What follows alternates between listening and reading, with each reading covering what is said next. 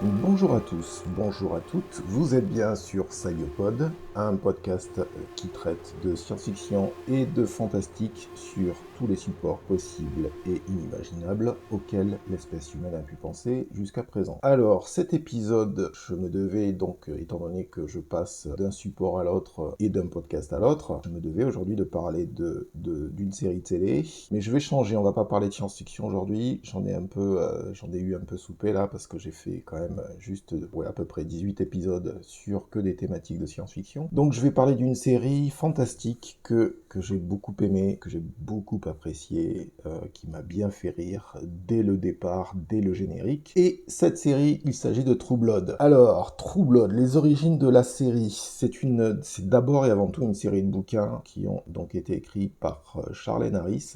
Charlène d'ailleurs que je trouve comme prénom absolument adorable. Donc je n'ai jamais lu l'auteur, hein. Je dis l'auteur avec un E, pas autrice parce que je trouve ce terme tout à fait absolument laid, et je suis quelqu'un qui apprécie, n'en déplaise à certains et à certaines la beauté. Ce que je trouve de très intéressant dans True Blood, c'est que on se retrouve dans un microcosme. Donc, on se retrouve dans une petite ville. Donc, petite ville, mentalité de village. Petite ville s'appelle Bontemps, avec... alors, je le ferai pas avec l'accent de la Louisiane, parce que d'abord, je ne suis pas un acteur. Et moi et les accents, ça fait deux, à part mon accent français mélangé d'anglais et d'américain. Et standard, on va dire. C'est tout ce que je suis capable de faire, ce qui donne un mélange. Le moins qu'on puisse dire, pas nécessairement agréable à entendre. Donc, je vais vous éviter de faire des imitations parce que c'est vraiment pas mon forté. Nous sommes donc dans le sud profond des États-Unis, dans une petite ville près de marécages, donc petite ville entourée de nature avec des crocodiles pas trop loin, etc. Donc la ville, comme on a bien remarqué, Bontemps, la ville porte donc un nom très français, donc qui laisse clairement en effet penser que nous sommes en Louisiane. Alors, il faut quand même rappeler que Bontemps est une ville qui est totalement fictive, hein, comme bien sûr l'ensemble des prémices fantastiques du livre, ou de la série de livres, pardon. Et comme je le disais, nous sommes dans une petite ville avec la mentalité de village, donc qu'est-ce que ça suppose ? Bien entendu, tout le monde se connaît, le candidaton joue à plein, ou le téléphone arabe selon la région dont vous venez. Donc c'est un des éléments qui m'a attiré vers cette série fantastique, parce que pour être tout à fait clair, j'ai vécu à plusieurs reprises, enfin j'ai même grandi dans une petite ville, mais quand on y grandit, on a un rapport assez différent. Mais j'ai travaillé, lors de mes déplacements à titre professionnel, j'ai dû donc m'installer dans certaines petites villes, dont je vais taire les noms, c'est pas le sujet aujourd'hui, et spécifiquement en France, dans une ville donc plutôt très moyenne, et avec effectivement ce phénomène incontournable qui fait que, quoi que vous fassiez, tout le monde finit par être au courant de votre job, de vos contacts et des rumeurs qui l'accompagnent. Alors, il est évident que d'un point de vue purement narratif, comme nous sommes dans le cadre d'une série télé, le fait d'être dans un espèce de microcosme où vous avez quand même un nombre relativement limité de personnages principaux, cela, bien entendu, ça permet de scruter les réactions des uns et des autres d'une manière beaucoup plus resserrée, ce qui est logique. Ce qui est d'autant plus logique aussi, c'est que la série va durer sur cette saison, et que donc on va pouvoir voir l'évolution de ces personnages sur l'ensemble de ces saisons, ce qui aussi est assez intéressant. Donc comme je le disais, on est dans l'étude d'un microcosme pétri de préjugés. Alors on est dans le sud des États-Unis, dans le sud profond, en Louisiane, donc comme je dis, pétri de préjugés, de racisme et de jugement de valeur. Et lorsqu'un drame arrive, il a plus d'impact sur l'ensemble des personnages. C'est ça aussi qu'il faut comprendre et qui est intéressant, ce que je disais justement précédemment, c'est que comme on est dans un microcosme et qu'on va suivre ces personnages sur un certain temps, quand un drame se produit, on perçoit l'impact que le drame en question peut avoir sur les personnages que l'on suit au fil des épisodes. Et comme on a affaire à une petite communauté, qui doit d'ailleurs se remettre en question au vu des meurtres qui sont commis, parce que la question, bien sûr, c'est de savoir qui est responsable de tout ça. Quelles sont les personnes responsables? Et c'est justement le génie, je dirais sans jeu de mots, de cette série, c'est qu'en apparence, nous avons affaire à des personnages qui sont totalement ordinaires. Simplés pour certains, faut être très très clair, hein, on fait pas dans la dentelle, mais pas pas nécessairement pour tout le monde. Et puis, j'ai envie de dire, comme dans la nature, la plasticité cérébrale fait parfois des miracles en termes d'adaptation, hein.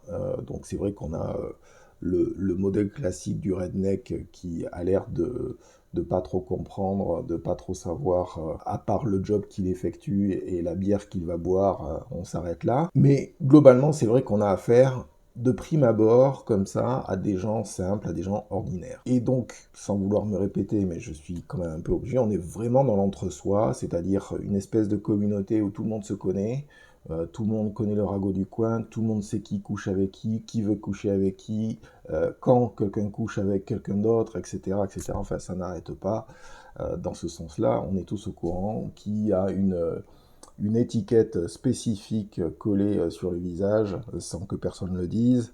Tout ça est très très clair et vous pouvez bien entendu retrouver ça dans n'importe quelle petite ville où tout le monde se connaît, ou si vous fréquentez toujours les mêmes endroits, vous rencontrez toujours les mêmes personnes et vous finissez toujours par comprendre ce qui se passe avec qui, quand, comment, pourquoi et de quelle manière. C'est de l'entre-soi, c'est une petite ville paumée, du sud de la Louisiane. Donc voilà, ça c'était pour le cadre, même si je me suis répété un petit peu, mais c'était important. Et je vais passer juste à une petite présentation des personnages principaux, pas tous, mais une bonne partie. Donc vous avez Sookie Stackhouse, qui est le personnage principal, qui est joué par Anna Paquin. Donc Sookie Stackhouse, c'est une jeune serveuse qui travaille dans le bar Le Merlot. Donc ce bar Le Merlot est dirigé par Sam Merlotte. Donc elle est jolie, elle est joviale, souriante. Anna Paquin, que pour ma part j'ai d'abord découvert dans la leçon de piano, puis euh, que j'ai pas vu pendant pas mal de temps et que j'ai pu la redécouvrir dans X-Men début des années 2000. C'est clair que je la préfère dans la leçon de piano, surtout que c'était impressionnant pour son âge, et que je la préfère aussi dans True Blood, c'est évident. Une bonne partie de la série repose sur le jeu apparemment très naïf qu'elle peut avoir, hein, parce qu'elle a l'air toute guillerette, elle est pleine de gaieté, donc... mais en fait, derrière tout ça, comme par hasard, c'est généralement parfois aussi les gens les plus souriants, derrière qui se cachent de lourds secrets que l'on découvrira progressivement. Alors, ensuite, nous avons son frère, Jason Stackhouse. Donc, le frère, c'est le frère un peu bené, beaucoup, on va dire, de Sookie. C'est un euphémisme. Alors, pour le définir, c'est pas très compliqué non plus. Enfin, pour lui, c'est vraiment pas compliqué. C'est le prototype du mec qui n'a rien dans la tête et laisse les autres combler le vide qui existe entre ses deux oreilles. Donc vraiment, je veux dire, en termes d'influence, on peut pas dire que ses oreilles ne fonctionnent pas. Hélas, il n'y a pas que ses oreilles, enfin pour lui, et en même temps, tant mieux, et en même temps, tant pis pour lui, il n'y a pas que ses oreilles qui fonctionnent, parce qu'il est toujours au garde à vous. Par contre, dès lors qu'il s'agit d'ouvrir sa braguette, ce qui là aussi va lui jouer de drôles de tours tout au long de la série, parce que être prêt à être au garde à vous systématiquement, ça signifie aussi tomber pas toujours sur des gens qui sont, ce sont des gens qui sont là pour se servir de vous, et non pas pour vous apprécier en tant que tel. Et c'est quelque chose qu'il a du mal à comprendre, le Jason Stackhouse. A priori, progressivement, ça va changer, mais au départ... C'était assez compliqué pour lui, mine de rien. Donc, heureusement qu'il a un bon fond et que ses erreurs finissent un peu par percoler dans le vide de son esprit. Mais bon, comme je l'ai indiqué précédemment, faut pas trop lui en demander non plus, hein. Alors, nous avons ensuite leur grand-mère, donc la grand-mère de Sookie qui les a élevés et qui est un modèle, j'ai presque envie de dire, c'est le prototype presque parfait de la grand-mère attentionnée, alors dans un sens archétypal. C'est un personnage qui est sympathique, poli, affable, qui a une certaine autorité, gentil, vraiment quelqu'un de très recommandable. Nous avons ensuite les serveuses du Merlot, les différentes serveuses, donc... on commence avec deux serveuses, deux ou trois, avec leur accent du sud de la Louisiane si caractéristique. Et nous avons Sam Merlotte, le patron du bar, précisément nommé le Merlotte. Le Merlot étant le merlot on dirait en français, étant un certain type de raisin utilisé dans l'élaboration et la production du vin. Bien sûr, pour le patron de ce bar, Sam, c'est aussi un nom d'emprunt qui cache son passé. C'est d'ailleurs tellement évident que c'est un nom d'emprunt, que on se demande comment ça n'a pas sauté aux yeux de tout le monde. Je pourrais parler aussi bien sûr de la police locale. Vous avez un inspecteur, vous avez le shérif, qui l'un et l'autre, c'est pareil, sont pas vraiment des lumières. C'est pas des gens qui, vont faire des calculs orbitaux. C'est certain de satellites ou de météorites. C'est certain que c'est pas du tout leur genre.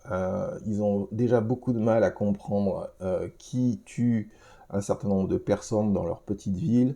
Donc faut pas trop leur en demander. Mais par contre, ils ont une certaine tendance à toujours accuser des gens qui ne sont pas nécessairement coupables des actes qui leur sont reprochés. Donc ça aussi, c'est, on va dire, quand même assez symptomatique de la série. Et puis vous avez alors un rôle très singulier pour l'époque, très difficile de ne pas remarquer, puisqu'il s'agit de Lafayette.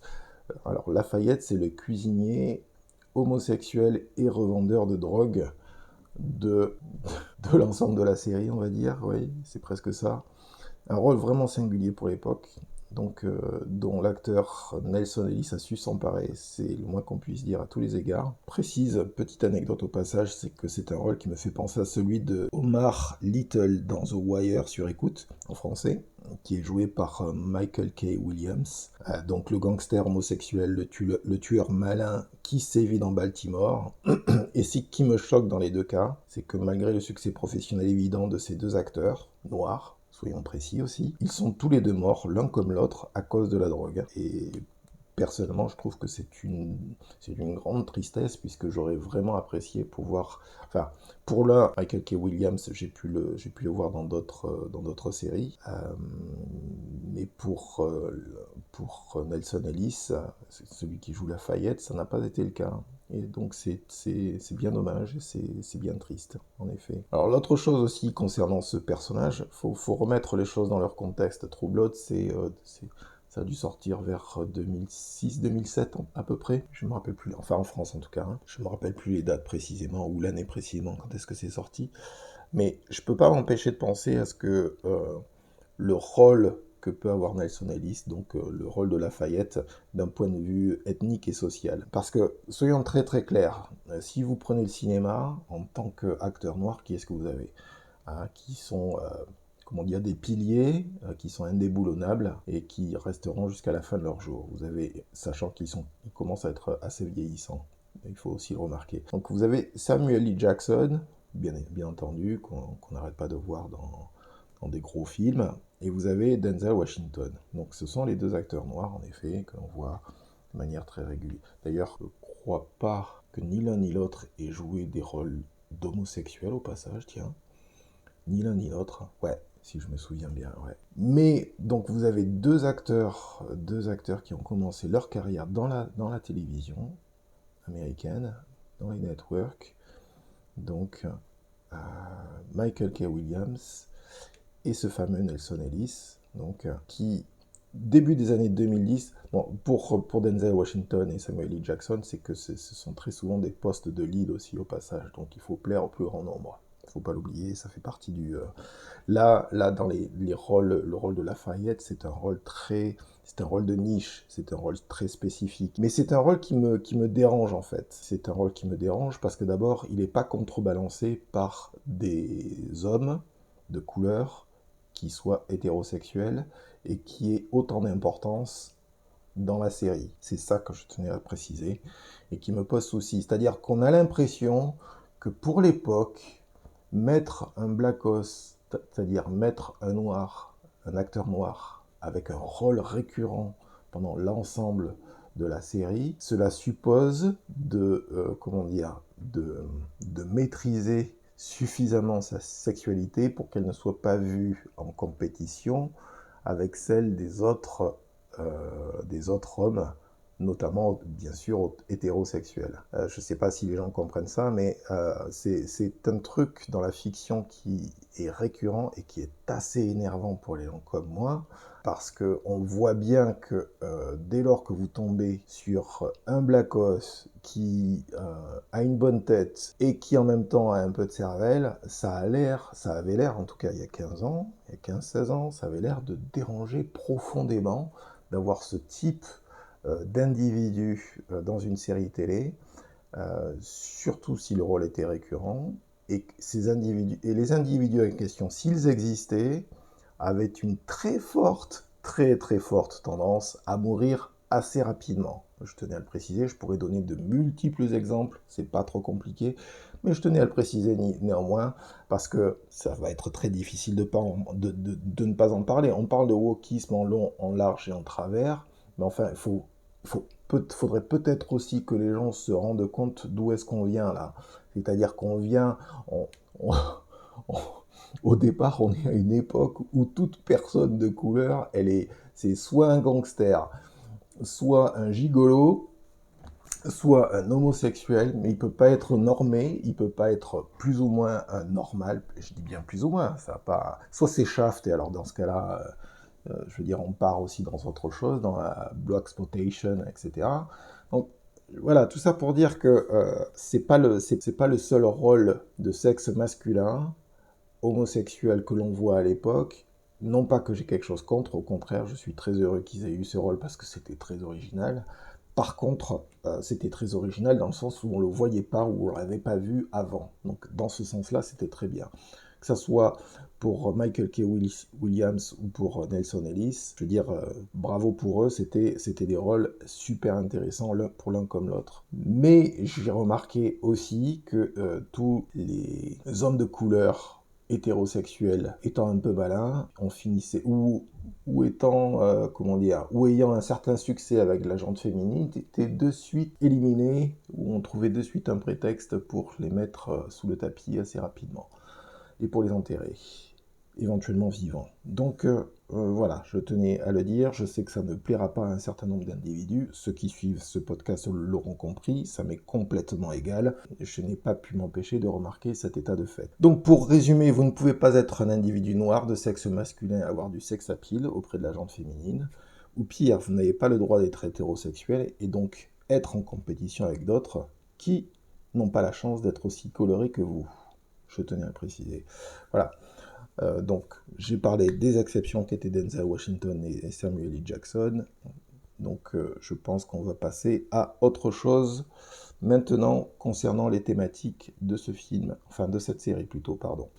D'ailleurs, il y a tout un tas de films qui se rendent coupables de ça, début des années 2000, ce qui est assez pernicieux, c'est assez, comment dire, c'est le cinéma américain, soyons très clairs, qui s'en rend coupable la plupart du temps. Donc, en gros, c'est début des années 2000. Alors, bon, True Blood, c'est 2010, 2006, 2007, mais début des années 2000, c'est soit vous êtes un black homo, et dans ce cas, vous n'êtes pas une menace pour la société, ou alors vous revendez de la drogue, hein, et après tout, comment dire, les petits bourges blancs, blonds et bruns ont aussi besoin de leur poudre blanche de temps à autre, donc bien entendu, il ne faut pas le casser le marché, et il faut avoir son revendeur attitré, et si possible, qu'il soit facilement identifiable en termes de stéréotypes. Je ne voudrais pas trop insister sur le sujet, mais c'est vraiment pénible. Voilà. Donc les gens qui sont très à droite sur l'échiquier politique, ils sont d'ailleurs tellement à droite qu'ils devraient d'ailleurs rester sur la touche et le côté, plutôt que de parler de wokisme et autres théories fumeuses à tour de bras, sans comprendre finalement que sur ces sujets, en tout cas l'audiovisuel revient de très très loin. C'est le moins qu'on puisse dire. Mais ce qui est fait aujourd'hui, alors c'est pas un blanc-seing pour le wokisme que l'on voit à la télévision non plus ou dans le cinéma, je tiens à préciser. Hein. Ce qui est fait aujourd'hui en termes de visibilité des minorités ethniques n'est pas nécessairement un signe de qualité. C'est-à-dire que on prend une minorité ou on prend une personne et on en fait tout un foin sans que finalement les qualités et les défauts intrinsèques de cette personne puissent s'exprimer, au moins sur 1 heure et demie pour un film et sur plusieurs saisons pour un individu, donc pour un personnage en particulier. Donc là aussi, je pense qu'il y a des choses à revoir, c'est-à-dire qu'il y a une espèce de... Je pense que c'est important de parler de ces choses-là, c'est-à-dire qu'on revient tellement de loin en termes de qualité, de personnages et de stéréotypes, le revendeur de drogue, le gigolo, de Starkey Hutch, etc., etc. Donc ce sont des choses qui sont loin, mais qui étaient là, il faut quand même aussi le préciser. On revient tellement de loin en termes de stéréotypes des personnages de couleur,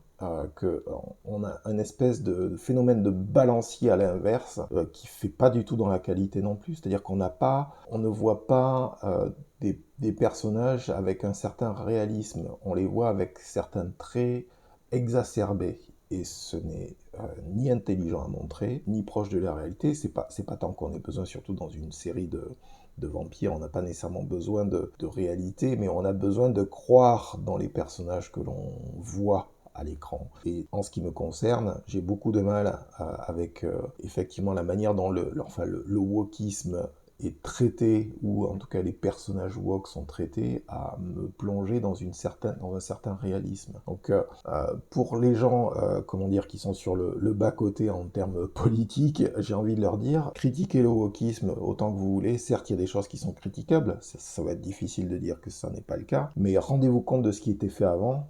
Alors peut-être que ça, c'était bien plus confortable pour vous, mais ce n'était pas nécessairement non plus quelque chose qui correspondait à la réalité ou qui correspondait à la réalité des personnages de l'époque. Donc le seul personnage, je pense, de télévision qui n'était peut-être pas là-dedans et dont on n'entend plus parler, parce que peut-être il était relativement discret, c'est un personnage qui était dans la série télé Mission Impossible, un personnage noir qui faisait partie de l'équipe. Finalement, sa couleur n'avait absolument aucun intérêt. Alors maintenant, ça fait tellement longtemps que j'ai pas vu ces choses-là que je pourrais pas en parler de manière objective. Je pense qu'il y avait une série aussi à Hawaï qui était avec un générique très particulier, mais je me souviens pas trop là non plus si c'était des gens, des Hawaïens qui étaient mis en avant, ou si c'était toujours plus ou moins le nettoyage ethnique auquel on avait droit dans les années 70-80 en matière de présence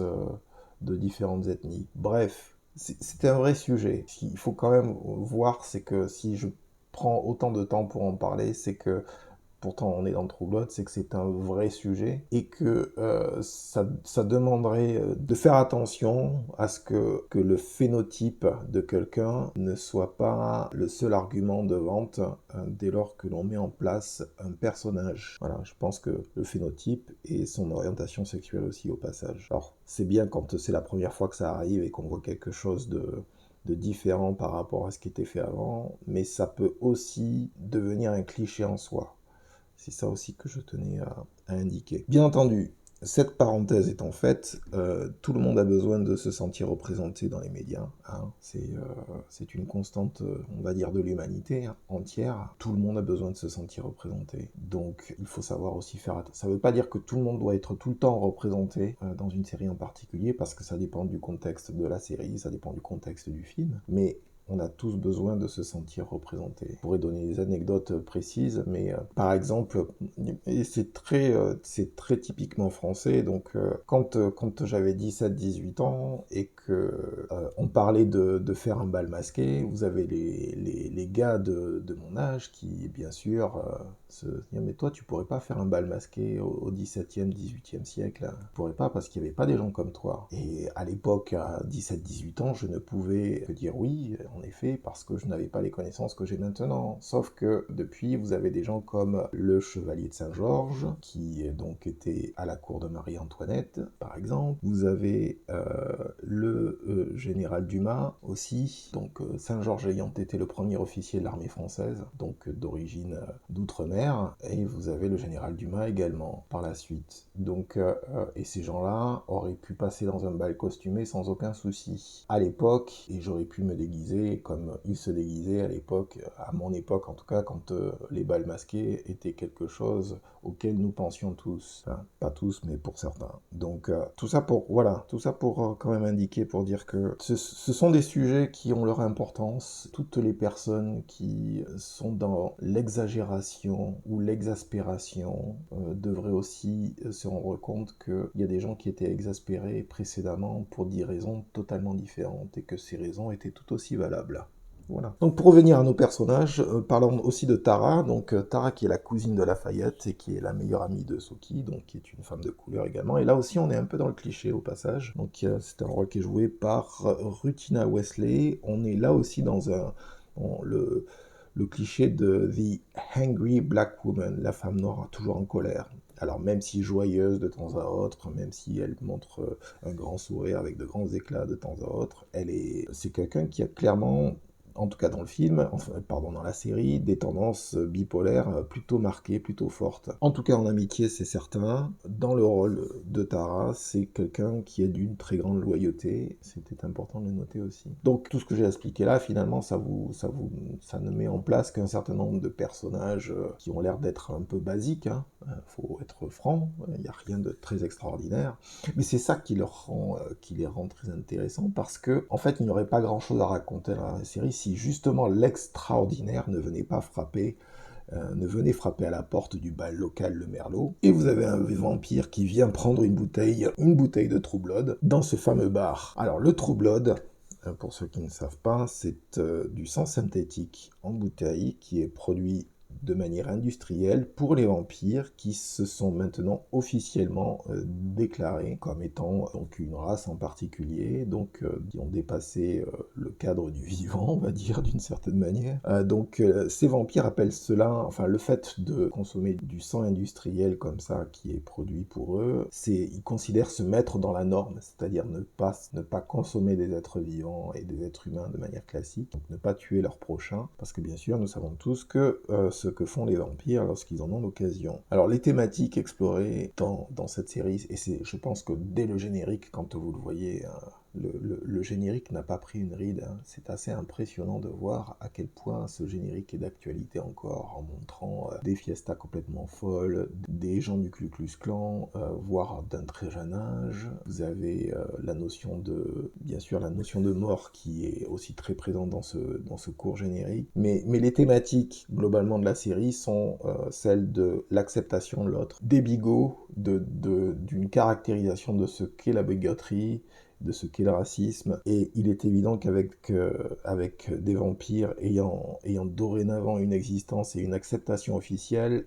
une petite ville comme Bontemps, qui est la petite ville de base classique, cela risque d'être secoué, cette ville en tout cas, et ses habitants risquent d'être secoués dans leurs habitudes. Et ce qui se produit, c'est qu'hélas, le meurtre d'un pilier local de cette petite ville ne va rien arranger, et donc les bruits de couloir, le téléphone arabe, le qu'en dira-t-on, les rumeurs, les ragots, les bruits des couloirs vont commencer, et ça va aller bon train pour dénoncer ce premier crime. Et bien sûr, on va commencer à accuser les vampires de s'être fait plaisir, puisque les meurtres en question sont assez graphiques, avec profusion de sang, etc. Donc ça fait pas semblant. Et c'est en effet aussi ce qu'il faut comprendre dans toute la série, mais dans cette saison en particulier, c'est que ce n'est que le premier crime d'une longue série. Et durant cette saison, comme par hasard, vous avez plusieurs femmes qui vont être sauvagement assassinées. Et tout voudrait indiquer, bien sûr, que ce sont les vampires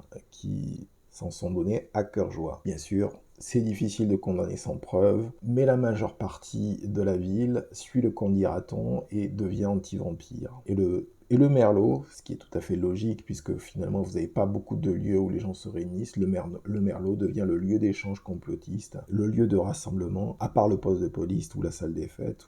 Et vous avez un autre lieu aussi, alors ça aussi c'est assez génial je trouve, c'est que, alors vous avez les lieux classiques, le poste de police, la salle des fêtes, le bar du coin, mais vous avez, bien entendu, on apprend également l'existence d'un lieu de rencontre bien plus hush-hush, le Fantasia. Alors ça je trouve...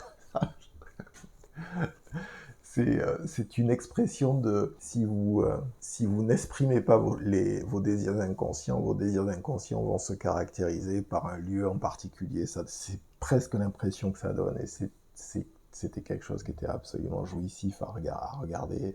La personne qui joue, je parlerai de ça un peu plus tard, mais c'est vrai que c'est un lieu, si vous voulez, où les humains et les vampires s'adonnent à tous les plaisirs possibles et interdits. Donc il va de soi que ce club, il n'est pas très bien vu par commun des mortels, et que tout un tas de jugements de valeur se font sur ces nouveaux arrivants, aux habitudes nocturnes qui ne sont pas vraiment documentés, mais si vous voulez y participer, vous pouvez, c'est à vos risques et périls bien sûr. Et tout ça finit par réveiller et répandre une forme d'extrémisme local qui se nourrit des meurtres précédents pour entretenir un discours anti-vampire. Toujours pourtant, malgré le fait qu'aucune preuve sérieuse ne peut être soulevée contre ce groupe particulier, en tout cas jusqu'à présent. Ce qui n'arrange rien bien sûr, c'est que les vampires sont pas des gens innocents, ils ont ils ont des pulsions meurtrières assez évidentes, et même pas que meurtrières d'ailleurs, ils ont des pulsions sexuelles assez prégnantes, on va dire, le moins qu'on puisse dire.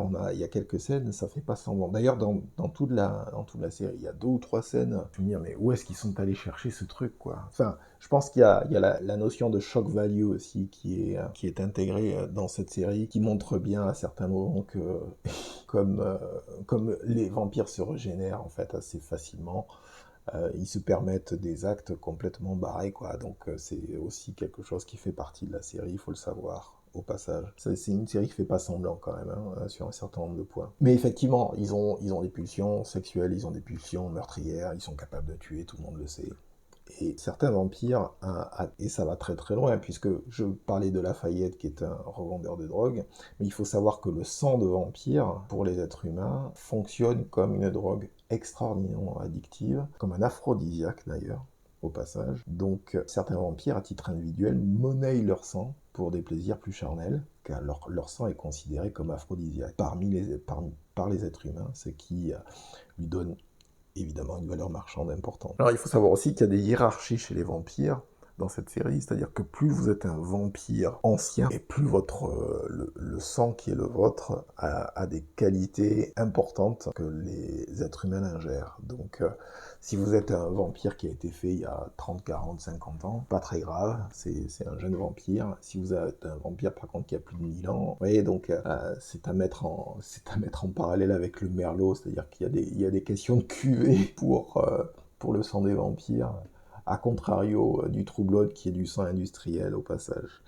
Bref, alors justement, il faut se rendre compte, c'est que cette notion que le sang d'un vampire, plus vous êtes ancien et plus votre sang a de qualité, c'est aussi un des éléments qui se développe dans la série et qui permet et qui fait apparaître en fait les hiérarchies dans la civilisation vampire. C'est-à-dire que plus vous êtes un vampire ancien, c'est-à-dire que vous n'êtes pas fait détruire par d'autres vampires aussi également, et plus vous avez de pouvoir a priori, et que vous êtes arrivé, toutes vos transformations physiques, vous êtes arrivé en fait à les contrôler de manière à les exploiter. Donc cette hiérarchie chez les vampires, on est dans la saison 1, donc c'est une exploration qui ne fait que commencer. Mais on apprend tout de même beaucoup de choses, hein. Tuer un vampire est un crime. Donc, en tant que vampire, vous n'avez pas le droit de tuer un autre vampire. Vous êtes passible d'être tué pour de bon. Transformer un être humain en vampire est un sacrifice, puisqu'en fait il parle de progénie dans la série, c'est-à-dire que c'est comme si vous faisiez un enfant, finalement. Donc ça peut aussi vous permettre d'éviter la mort. Donc pour un vampire, c'est pas négligeable. Et ensuite, il y a aussi, bien sûr, comme je le disais, cette hiérarchie. Donc il y a plusieurs shérifs par région aux États-Unis. Donc vous avez un roi, une reine par région. Et vous avez plusieurs shérifs dans chaque région. Et tous sont sous le joug d'un organisme ayant le doux nom d'autorité. Donc le juge de cette autorité peut rendre sentence publique après un jugement expéditif. Donc c'est quelque chose qui nous est donné à voir à la fin de la saison en question. Donc pour revenir aux êtres humains que nous suivons dans la petite ville de Bontemps et des vampires qui les entourent, on finit par comprendre. Donc c'est pas un scoop, hein, parce que de toute façon vous le savez quasiment dès le départ, on finit par comprendre que les vampires n'y sont pour rien. Les tueurs en série existaient avant que les vampires n'apparaissent, et il y en a un qui s'est installé sur Bontemps et que tout le monde côtoie. C'est important parce que il ne vise que des femmes ayant des liens avec des vampires. Très important à signaler, parce que finalement, de quoi on se rend compte? On se rend compte que les vampires ne sont que des boucs émissaires. C'est-à-dire, ils sont visibles, ils sont dangereux, ils sont sexuellement actifs, ils sont meurtriers, etc. Et donc, c'est le prétexte pour dire attention, danger, il peut se passer des choses pas très catholiques avec ces gens-là. C'est évident, mais en même temps, les meurtres qui ont lieu sont des meurtres extrêmement ciblés, et on se rend compte de beaucoup de choses. On se rend compte de l'incurie de la police, qui finalement cherche pas vraiment à trouver les meurtriers réels, Donc ils trouvent toutes les raisons possibles et inimaginables pour accuser les mauvaises personnes.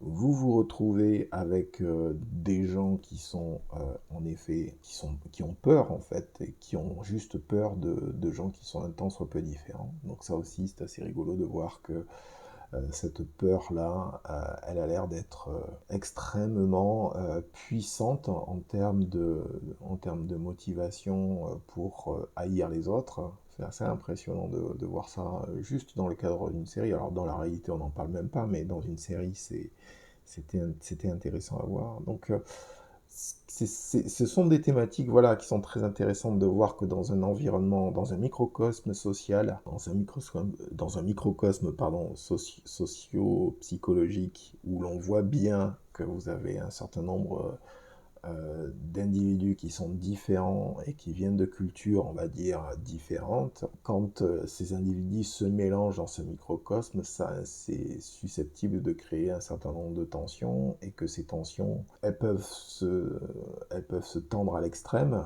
et que des gens sont prêts à passer au meurtre pour accuser l'autre partie, par exemple.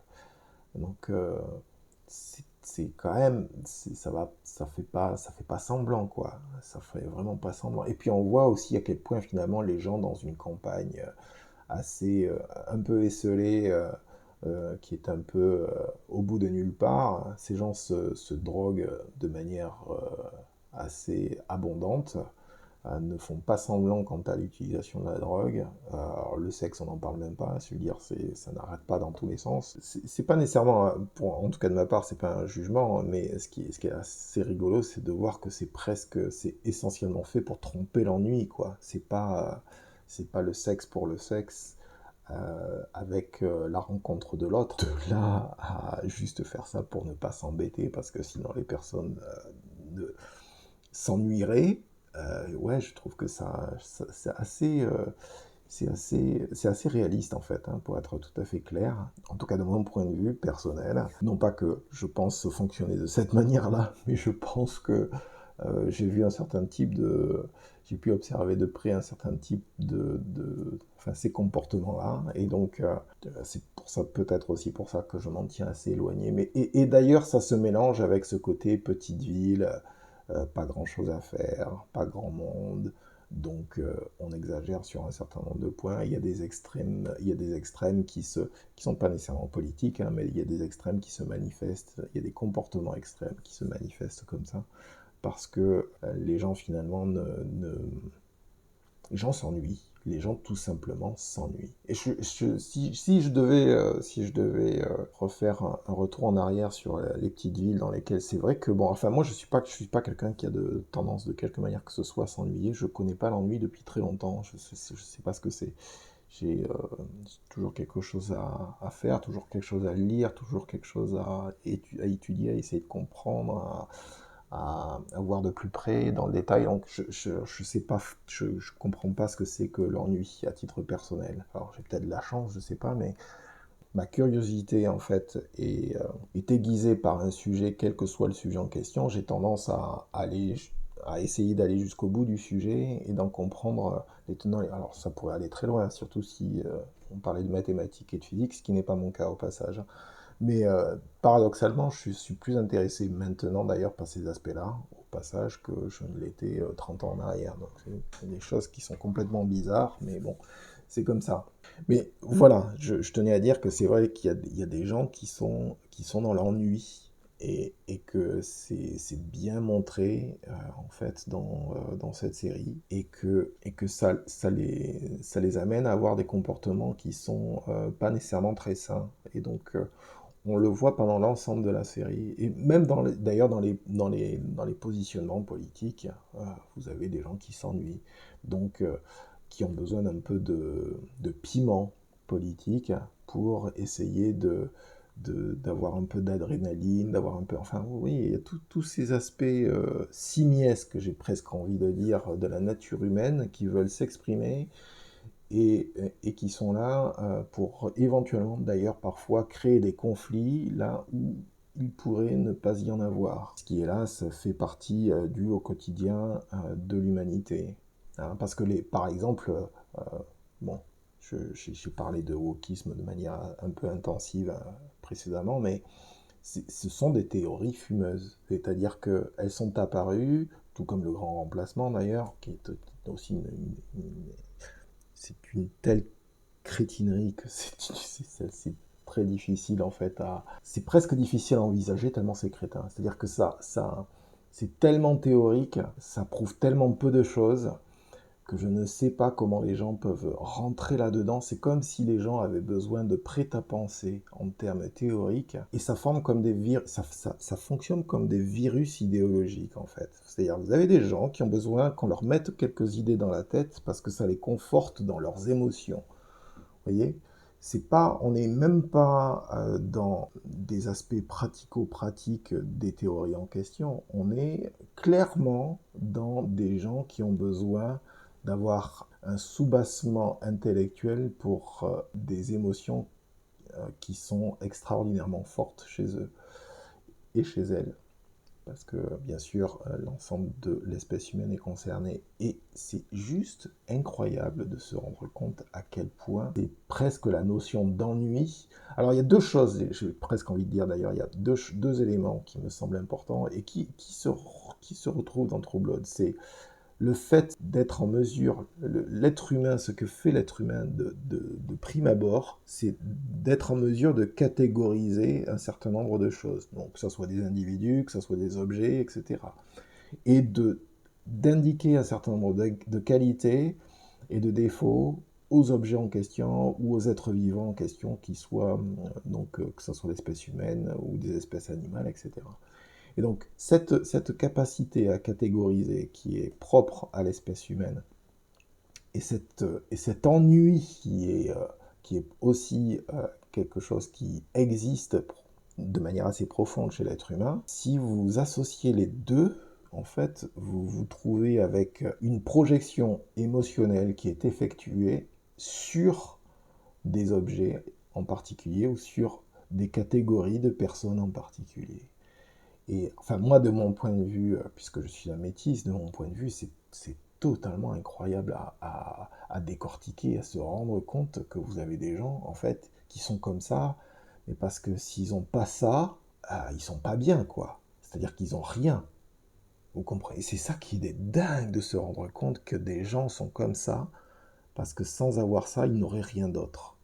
Bref, c'est aussi le sujet, c'est aussi la thématique, et c'est pour ça aussi que j'apprécie beaucoup True Blood, c'est que c'est en grande partie la thématique qu'elle va être explorée un peu plus encore, un peu plus loin encore dans les saisons précédentes, et c'est un des éléments qui fait que je l'apprécie énormément, parce que c'est une série qui met aussi le pied dans le plat, qui fait pas semblant en termes de regarder comment le regardez comment les gens simples, regardez comment les gens qui s'ennuient, regardez comment ils fonctionnent si on les regarde à la loupe, au jour le jour, regardez comment ils passent le plus clair de leur temps. Et le moins qu'on puisse dire, en effet, si on prend les conclusions de True Blood, mais je pense que mon analyse de la réalité ou de certaines réalités humaines en fait est assez à propos. C'est True Blood pour une série fantastique et pas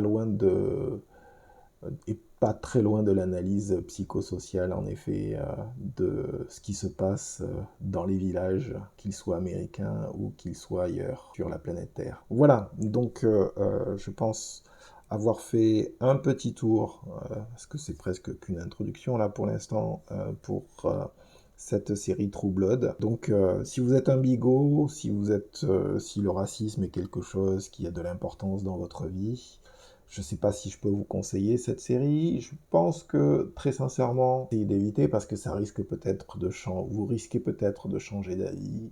Donc à mon avis, évitez parce qu'après vous aurez peut-être moins de raisons d'exister si vous comprenez ce qui est en creux dans cette série. Vous vous sentirez peut-être moins à l'aise avec vos pensées, votre manière d'extérioriser les haines qui sont les vôtres. Voilà, donc je vous souhaite à toutes et à tous, euh, en tout cas, une très bonne écoute des futurs podcasts. Donc le prochain Au passage, je tenais à signaler en effet que ça sera la dernière, donc les notes sont faites, donc je n'ai plus que l'enregistrement et effectuer le montage du 6e tome de Dune, donc la Maison des Mers, qui est clairement le tome que je préfère le moins, que j'apprécie le moins de l'ensemble de la série, mais je l'expliquerai très rapidement pourquoi. Même s'il y a des choses super intéressantes dedans, mais il y a des choses qui le sont beaucoup moins, et on commence aussi à sentir la lassitude de l'auteur, beaucoup plus dans ce tome-là d'ailleurs. Bon, enfin, il a des raisons, il avait des raisons, Frank Herbert avait des raisons personnelles en tout cas d'être peut-être certainement un peu plus lassé de la série, mais je ne vais pas m'étendre sur le sujet maintenant, on attendra le podcast suivant. Voilà. J'espère que vous avez eu une bonne écoute de ce podcast, que vous avez passé un moment intéressant en tout cas, et je vous dis à très bientôt sur le canal de Cybiopod. Au revoir.